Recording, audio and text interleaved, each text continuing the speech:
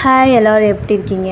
இன்றைக்கி ஒரு சிம்பிளான பிரேக்ஃபாஸ்ட் ரெசிபி எப்படி செய்யுதுன்னு பார்க்கலாம். அதுக்கு கடாயில் ஒரு 2 டேபிள் ஸ்பூன் அளவு எண்ணெய் விட்டுட்டு ஒரு 10 சின்ன வெங்காயத்தை பொடியாக நறுக்கி வச்சுருக்கேன். அதை இதோடு சேர்த்துக்கலாம். ஒரு கொத்து கருவேப்பிலையும் நறுக்கி சேர்த்துக்கலாம்.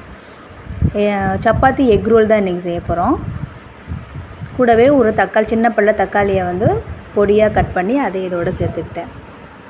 இது நல்லா வதங்கிக்கலாம். தக்காளி கொஞ்சம் லைட்டாக வதங்கினாவே போதும். ஒரு பிஞ்ச் அளவு மஞ்சத்தூளும் இந்த வெங்காய தக்காளிக்கு தேவையான அளவு மட்டும் உப்பு சேர்த்துக்கலாம். ஒரு 3 பிஞ்ச் அளவு சேர்த்துக்கோங்க போதும். இது நல்லா வதங்கிட்டு தக்காளி நல்லா இந்த மாதிரி குத்தி விட்டுருங்க.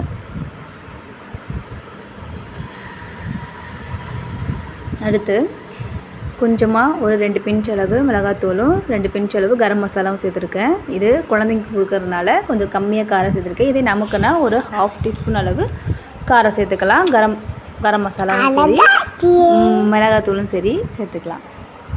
இது ஈஸியாக குயிக்காக ரெடி பண்ணுறது ரெசிபி தான். காலையில் சப்பாத்தி மட்டும் நம்ம வேகமாக செஞ்சுட்டு அதுக்கு சைட் டிஷ்ஷாக ஒரு ஹெல்த்தியான ரெசிபியை இதை நம்ம செஞ்சுக்கலாம். இப்போ மிளகாத்தூளையும் கரம் மசாலா நல்லா ஒரு நிமிஷம் வதக்குனதுக்கப்புறம் லைட்டாக தண்ணி தெளித்து மசாலா சட்டியில் ஒட்டியிருக்கோம்ல அதுக்காக தண்ணி தெளிச்சிருந்தேன். வதக்கிட்டு முட்டை 2 உடச்சி ஊற்றி நல்லா கைவிடாமல் கிளறிடலாம். இந்த சட்டியில் ஒட்டியிருக்க முட்டையெல்லாம் நம்மள எடுத்து விட்டோம்னா நல்லா சுருளாக முட்டை இந்த மாதிரி ஒட்டாமல் வந்துடும். இதை வந்ததுக்கப்புறம் நம்ம ஆஃப் பண்ணிடலாம். ரொம்ப நேரம் வச்சாலும் முட்டை ரப்பரி ஆயிரும். அடுத்து சப்பாத்தியை சர்வ் பண்ணிடலாம். நெய் சப்பாத்தி தான் செஞ்சுருந்தேன்.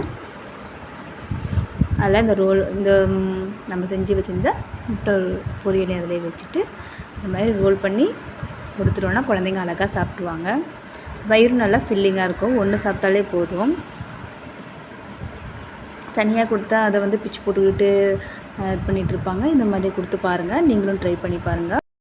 இந்த மாதிரி ஹெல்த்தி அண்ட் சிம்பிளான ரெசிபிஸ் வேணும்னா கீழே கமெண்ட் செக்ஷனில் சொல்லுங்கள். நான் வீடியோ அப்லோட் பண்ணுறேன். உங்களுக்கு இந்த வீடியோ பிடிச்சிருந்துன்னா ஒரு லைக் பண்ணுங்கள். நெக்ஸ்ட் வீடியோவில் பார்க்கலாம். எங்கள் குட்டி சாப்பிட்டுட்டு எப்படி இருக்குன்னு சொல்லியிருக்காங்க. அதையும் பாருங்கள்.